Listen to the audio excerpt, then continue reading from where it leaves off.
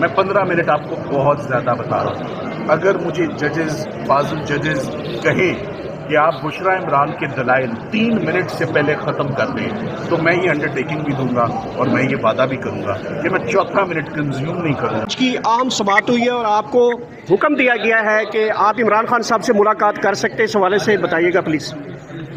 دیکھیں عمران خان صاحب اور ان کی اہلیہ کے بہاف پر اب تقریباً 15 ماہ ہو چکے ہیں ہمیں اسلام آباد ہائی کورٹ میں.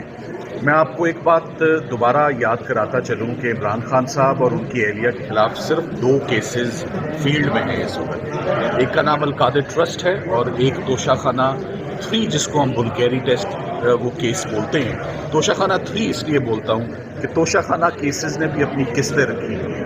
سب سے پہلے Imran Khan versus E C P, پھر Imran Khan and Bushra Imran versus NAB گراف سیٹ کو ایک علیحدہ پروسیکیوٹ کیا، اور پھر ایک تیسری انویسٹیگیٹنگ ایجنسی پاکستان کی آئی، فیڈرل انویسٹیگیٹنگ ایجنسی، جنہوں نے ان کو سزا سنا دی بوتھ ہسبینڈ اینڈ وائف کو، جس کی اپیلیں بھی اس وقت فائل ہیں.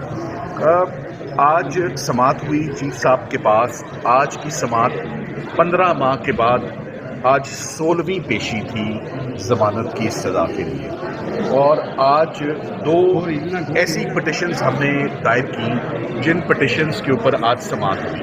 وہ پٹیشنز دائر کرنے کی ضرورت کیوں پیش آئی؟ سب سے پہلے ایک وکیل کا اپنے کلائنٹ سے، اپنے سائل سے ملاقات کرنا، ملنا، یہ اس کا فنڈامنٹل رائٹ ہے.